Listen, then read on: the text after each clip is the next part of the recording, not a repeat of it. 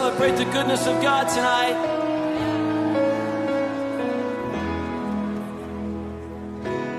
Before I spoke a word, you were singing over me.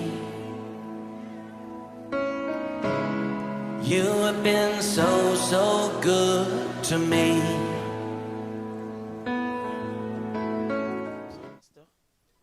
Bonsoir, mon frère. Nous sommes très heureux de vous recevoir ce soir. C'est juste pour notre grand thème dans ce mois d'août qui nous parle de cette petite fille qui va mourir. Cette petite fille qui n'est pas morte, mais qui est sur le point de mourir. Pasteur, est-ce que vous pouvez nous parler un peu brièvement de ce grand thème qui va être développé, qui est déjà même en train d'être développé dans notre assemblée Centre chrétien à Torrent-de-Quérite? Merci beaucoup, mon frère. C'est avec joie que j'ai accepté votre invitation pour répondre à quelques préoccupations et que parmi lesquelles vous soulevez aussi le grand thème que nous sommes en train de développer pendant ces mois d'août, que nous avons ainsi libellé « Ma petite fille se meurt ». C'est la demande de Jairus, qui était le père de cette petite fille-là, qui est venu à la rencontre du Seigneur Jésus-Christ pour poser exactement son problème. Et le thème que nous avons tiré même dans Marc chapitre 5, le verset 23, où nous voyons que la foule était là. Il y a aussi le chef de la synagogue qui est Jairus, qui est venu avec insistance demander au Seigneur Jésus d'aller imposer la main à sa petite fille parce que la fille était sur le point de mourir. Si Jésus ne fait rien, alors la fille va mourir. Voilà un peu le thème que nous avons voulu développer durant tous ces mois d'août. Au fait, pasteur, vous avez parlé de Jairus, qui est un chef de synagogue. Comment peut-on nous l'appeler aujourd'hui? C'est un pasteur? C'était un titre honorifique? Qui est-il vraiment, ce Jairus? Merci beaucoup. Ça, c'est une question vraiment intéressante. Il n'est pas pasteur. Il est chef de la synagogue. Il est chef de la synagogue. Il avait plus ou moins 3 fonctions qu'il jouait dans la synagogue. Il devrait veiller sur les enseignements, sur le déroulement du culte et les enseignements qu'on donnait à l'école de la synagogue, là où on était. Et en plus, il veillait aussi à l'entretien du temple ou du bâtiment, d'une manière générale. Tous les chefs de synagogue partageaient des relations vraiment étroites avec le pharisien. Alors, ce dernier le poussait, le faisait pression pour qu'il ne collabore pas avec Jésus. Voilà, c'est un monsieur qui avait quand même de grandes responsabilités. Il avait la synagogue entre ses mains. C'est lui qui était, on dirait même le boss, qui était là. Mais le geste qu'il a posé là, c'est quelque chose un peu d'intéressant. Pourquoi? Parce que malgré tout ce qu'il avait comme responsabilité, il va vers Jésus, il va s'incliner, se jeter à pied, aux pieds de Christ. Et à cela, il adore encore le Seigneur. Écoutez, qu'est-ce qui se passe lorsqu'il adore le Seigneur? Il est écrit, il le savait très bien, que tu n'adoreras que le seul vrai Dieu. Alors le fait d'adorer Jésus, il a reconnu en lui-même que Jésus était Dieu. Et quand il se met aux pieds de Christ, il reconnaît la grandeur. C'est un geste de grand respect envers Jésus. Et je pense que c'est la raison pour laquelle Jésus n'a même pas hésité un seul instant d'aller avec lui. Merci beaucoup, pasteur, pour ces éclaircissements. On comprend que Jairus était une grande personne, c'était une personnalité respectée. Et cette personnalité, malgré tous ces grades qu'il pouvait avoir, il a quand même accepté de fléchir devant le Seigneur pour son problème. Mais pasteur, il y a un comportement qu'il y a dans l'Église aujourd'hui. Ce comportement consiste à ce que les gens prient tout le jour. Il prie, il peut venir dans la prière, et il fait sa prière, il sort sous prétexte d'une quelconque foi. On ne sait pas, qu'on peut mettre entre guillemets, il dit « j'ai prié, Dieu a écouté », alors que cette personne n'a même pas vu l'exaucement. Il n'a même pas vu ce qu'il a demandé à Dieu. Quel conseil allez-vous donner à ce genre de personnes? C'est une très bonne question. Et je vais éclairer un peu la religion des enfants de Dieu. La foi, c'est quoi? La foi, c'est la confiance qu'on place en Dieu. On croit à la fidélité de Dieu. C'est cette foi-là. Alors, l'attitude de Jairus montre aussi que c'est un homme de foi. Il a la foi, raison pour laquelle il quitte sa maison. Il se déplace pour aller rencontrer Jésus. Celui qui ne peut faire de tels mouvements, il n'y a que celui qui a la foi. En dehors de la foi, vous ne pouvez pas le faire. C'est-à-dire, il a cru au Seigneur, que le Seigneur peut faire quelque chose. Et voilà, malgré la foi qu'il a, il se présente devant le Seigneur. La Bible nous dit, il a prié, il a insisté, il a supplié avec insistance. C'est-à-dire, la foi n'exclut pas la persévérance. Il faut persévérer, c'est encore la foi. Si vous ne persévérez pas, c'est-à-dire vous ne croyez pas en ce que vous faites, c'est-à-dire vous n'avez pas la foi. Prenons le cas de Daniel. Il a prié dès le premier jour. La Bible nous raconte que sa prière fut exaucée. Dieu a écouté. Mais parce que lui n'avait pas encore palpé le résultat, il a continué à prier.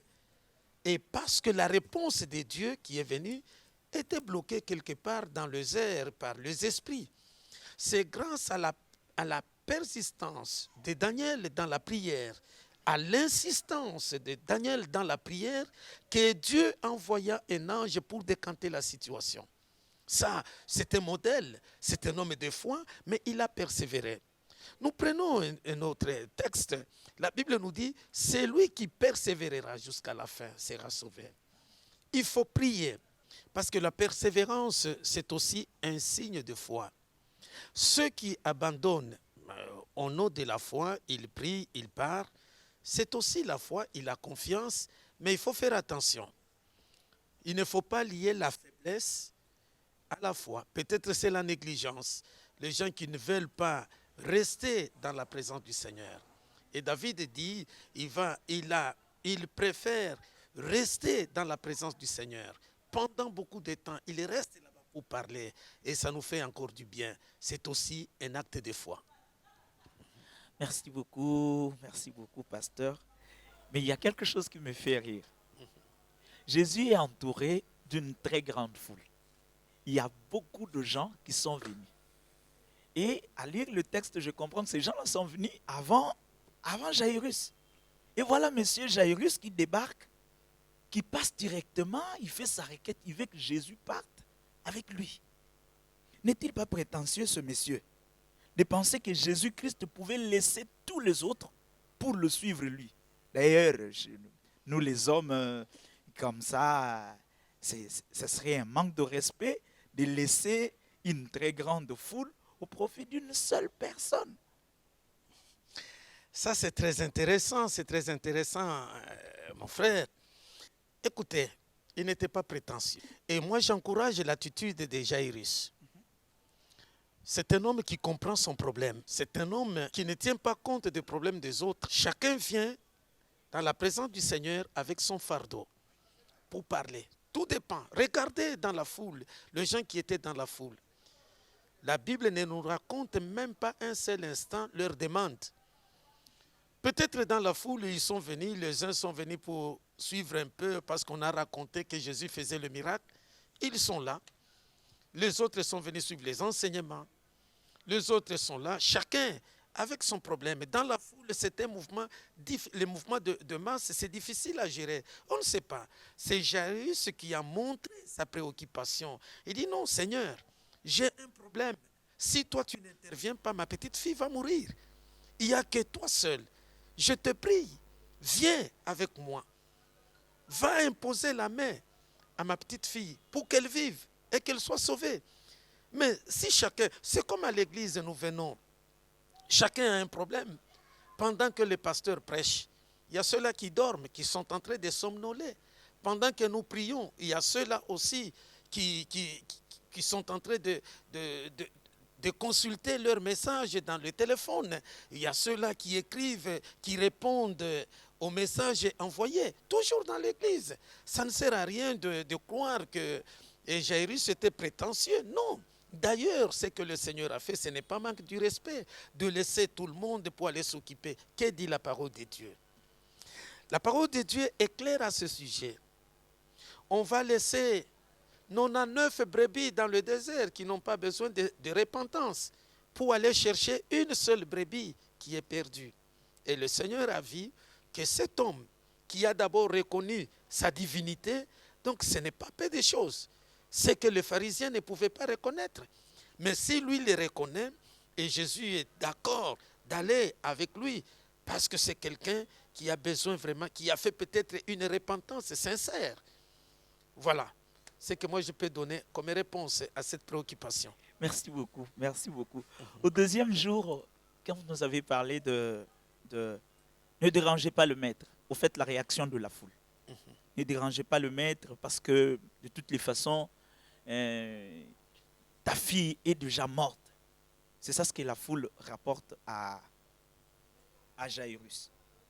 Mais il y a quelque chose qui m'étique un peu, parce qu'au verset 27 de Marc chapitre 5, Jésus-Christ, pendant le chemin faisant, il y a une femme qui débarque, cette femme qui avait l'écoulement du sang. Et Jésus va s'arrêter. Il laisse passer les minutes. Pendant que Jésus est en train de laisser passer les minutes, les gens viennent lui raconter, « Oh, monsieur, arrête, mais ta fille est déjà morte. » Pasteur, qu'est-ce que vous allez dire à toutes ces personnes qui ont prié, qui ont fait appel à Jésus? Jésus n'a même pas refusé leur appel. Mais alors qu'ils sont en train de prier, alors qu'ils sont en train de jeûner, alors qu'ils sont en train de chercher le Seigneur de tout leur cœur, leur situation ne fait que s'empirer. Qu'est-ce que vous allez dire à ces frères et ces sœurs qui nous regardent? Merci beaucoup, mon frère. Les gens croiraient que Jésus était indifférent ou soit c'est manque de respect. Voilà, chemin faisant, vous allez répondre à une invitation, mais vous vous arrêtez en cours de route pour s'occuper d'une femme, une personne qui a aussi un problème, et la personne est guérie. Au lieu de continuer le chemin, vous continuez encore à parler avec la personne, et entre-temps, il y a une situation désespérée. Et c'est pendant ce temps qu'on vient annoncer maintenant à Jairus, écoutez, messieurs, ne dérange plus le maître, hein, parce que ta femme, ta fille vient de mourir. Ce que tu craignais est arrivé. Non, il n'y a pas de désespéré. Lorsque Jésus s'occupe d'un cas, il s'occupe d'une personne, ton tour viendra aussi. Tu n'as pas besoin de t'inquiéter. Le Seigneur s'occupera aussi de ton cas. Je dirais, comme ce frère ou cette sœur qui a chanté, que le panier circule encore. Lorsqu'il t'a visité, toi, sois patient, il va aussi te visiter. C'est le même Seigneur, il a le pouvoir. Il n'y a rien qui puisse l'empêcher. Si les autres pensent que c'est un dérangement, non. Le Seigneur sait, il y a un temps, il va s'occuper de toi. Amen. Si aujourd'hui il a fait pour tel, demain ça sera ton tour. Yes. Voilà ce que je peux répondre aussi à nos frères qui peuvent s'inquiéter. Gloire au Seigneur. Pasteur, vous savez, ce thème a amené beaucoup de personnes à poser des questions. Et nous, enfants de Dieu, nous avons découvert d'autres comportements que nous tenons de fois devant le Seigneur qui nous compliquent nous-mêmes la tâche. Il y a d'ailleurs quelqu'un qui m'a posé cette question. Il m'a dit, plusieurs personnes pensent qu'il y a une catégorie de problèmes que Jésus-Christ peut résoudre, mais qu'il y en a d'autres qu'il ne peut pas. Est-ce que Jésus est limité? C'est vraiment intéressant. Notre Seigneur Jésus n'est pas limité. Il n'y a rien qui l'empêche. D'ailleurs, le texte de Luc nous dit que rien n'est impossible à Dieu. Amen. Rien n'est impossible. Amen. Nous sommes... écoutez, peut-être la question de ce frère-là remonte à l'époque de l'Ancien Testament. Mhm. Vous savez, lorsque nous considérons Israël à l'époque, ne croyait pas à un Dieu qui agit sur l'humanité tout entière. Il croyait que Dieu, son pouvoir était limité juste sur le territoire d'Israël. Mhm. C'est là où vous allez voir le comportement de Jonas. Ok. Il va dire, non, je vais fuir loin de la face de Dieu. J'irai à Tarsis. Lui croit que en dehors du territoire d'Israël, Dieu n'est pas là. Voilà comment il a limité Dieu. Il pensait que Dieu, si vous êtes sur le territoire d'Israël, c'est là où il agit. Non, notre Dieu agit partout. Amen. C'est pourquoi la Bible dans le psaume nous dit, même si tu vas dans le profondeur, dans le hauteur, tu y es même en dessous des eaux partout, Dieu est là. Où irai-je? Le Seigneur est partout. Dieu est capable de résoudre tous nos problèmes, quels que soient les problèmes, quelles que soient les préoccupations, même là où on est totalement désespéré, on croit qu'on est limité, il n'y a plus rien. Les médecins ont dit que c'est fini pour toi. Crois encore, le Seigneur est capable. Il n'est pas limité. Amen. Dans Proverbe chapitre 28, le verset 9, la Bible dit que si quelqu'un détourne l'oreille pour ne pas écouter la loi, sa prière est une abomination devant le Seigneur. Et dans Jean 9, 31, la Bible dit que nous savons bien que Dieu n'exauce point le pécheur. Mais si quelqu'un l'honore et fait sa volonté, celui-là, il sera exaucé. Pasteur, devant un danger qui guette ma vie, sans au préalable confesser mes péchés, si je prie, je peux prétendre vraiment attendre l'exaucement de Dieu. Merci beaucoup, mon frère. Je vais répondre. Et parfois, ça peut choquer plus d'une personne. D'abord, le texte de Jean 9, 31, ce n'est pas l'enseignement de Jésus. Ça, c'était l'enseignement de rabbins. C'est comme ça que les rabbins enseignaient. C'est-à-dire, eux conditionnaient l'exaucement ou même l'amour de Dieu à une certaine faveur ou ce que l'homme aurait fait dans sa vie et à ce moment-là. C'est-à-dire, comme aujourd'hui, une théologie des mérites. Ok. C'est pas ça. Dieu ou Jésus nous a aimés quand nous étions encore pécheurs. Son amour, c'est là où il y a la différence entre l'amour de Dieu et l'amour des hommes. Les hommes aiment ce qui est bon, celui qui est meilleur, celui qui a fait ceci, qui a les exploits. Voilà celui-là qu'on aime. Mais par contre, lorsque nous lisons la parole de Dieu, nous dit que lorsque nous étions encore pécheurs, Christ est mort pour nous. C'est-à-dire, ce n'est pas notre attitude. C'est là où nous nous trompons.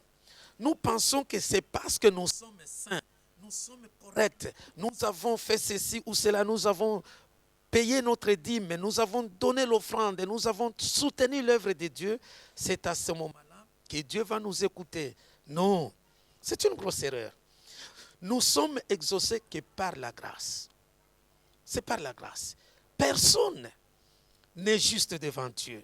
C'est par la grâce que Dieu écoute nos prières. C'est par la grâce que nous sommes sauvés. Revenons maintenant à la repentance.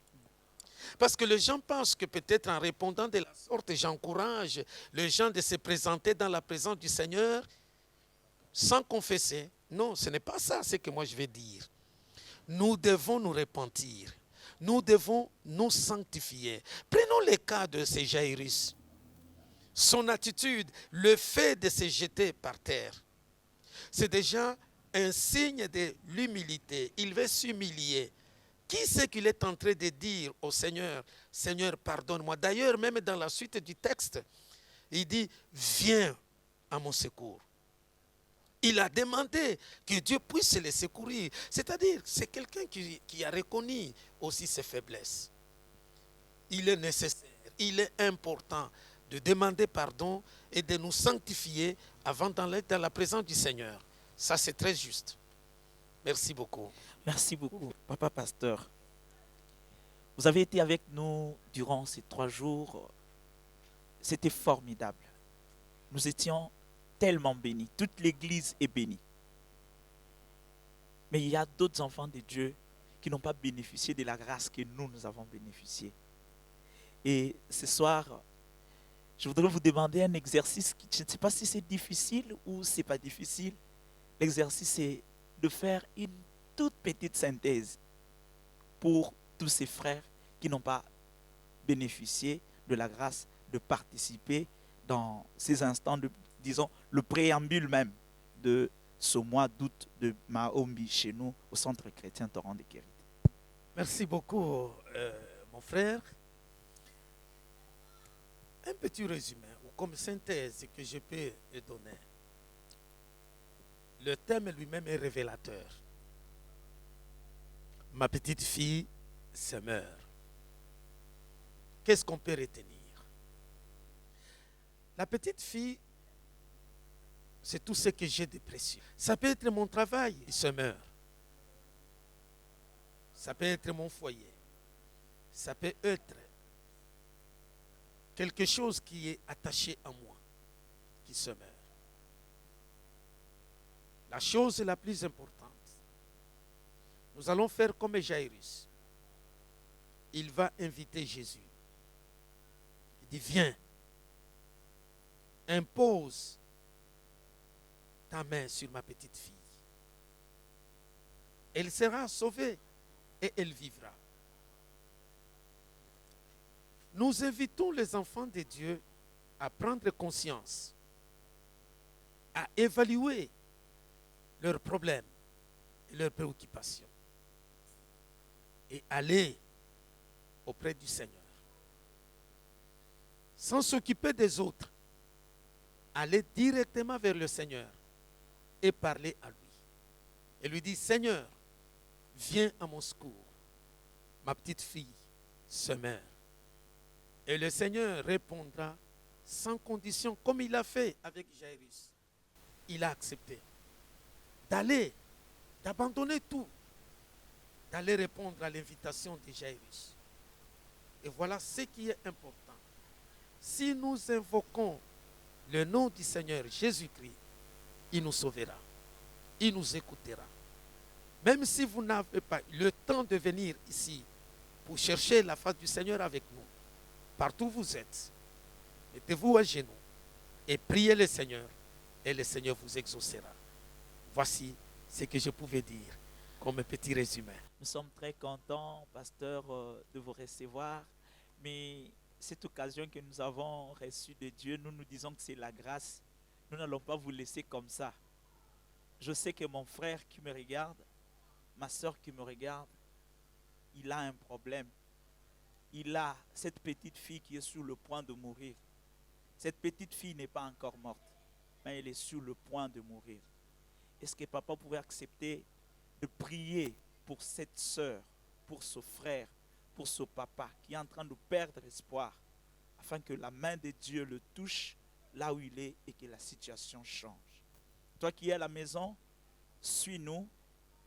Tu peux toucher là où tu as mal, ou tu peux mettre tes mains sur la tête en train d'écouter attentivement cette prière, car Dieu peut te faire du bien au travers de cette prière. Prions ensemble. Seigneur notre Dieu et notre Roi,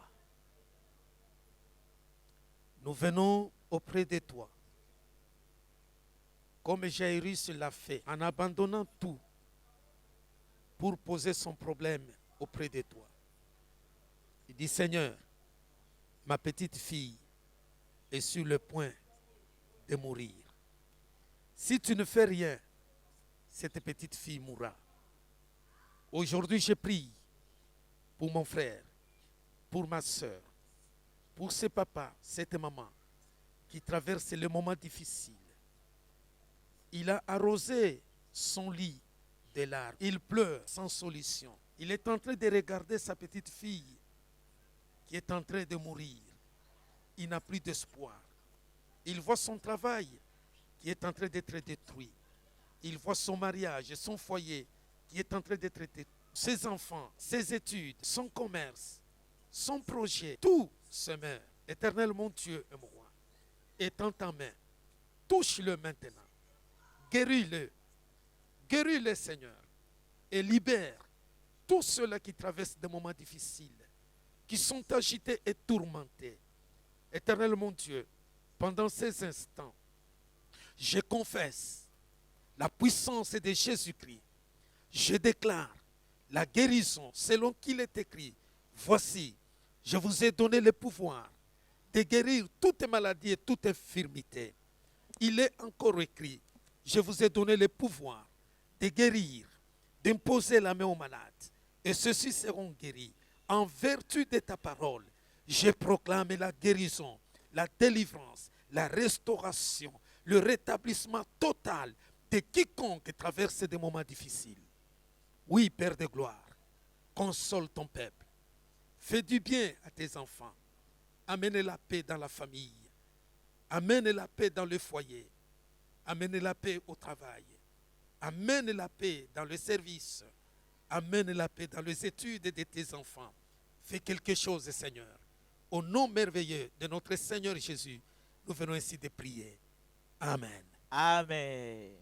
Bien-aimés dans le Seigneur, nous sommes tellement dans la joie de terminer cette émission avec vous. Nous vous donnons rendez-vous à très bientôt. Nous allons encore passer une autre émission sur ce qui se passe, les choses que le Seigneur est en train de réaliser ici au Centre chrétien Torrent de Kérit. Ne manquez pas. Venez, vous qui êtes à Kinshasa, nous vous invitons à prendre part à ces moments de prière parce que le Seigneur est en train de nous faire beaucoup de bien. Nous sommes sur l'avenue des Généraux, au numéro 8. Vous n'avez qu'à demander l'ex-champ des tirs, le quartier de la paix. Venez ensemble, nous allons voir toucher la main de Dieu. Que le Seigneur vous bénisse.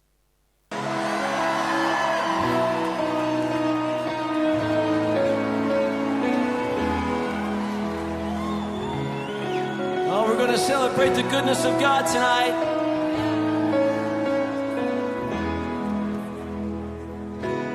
Before I spoke a word, you were singing over me. You have been so, so good to me.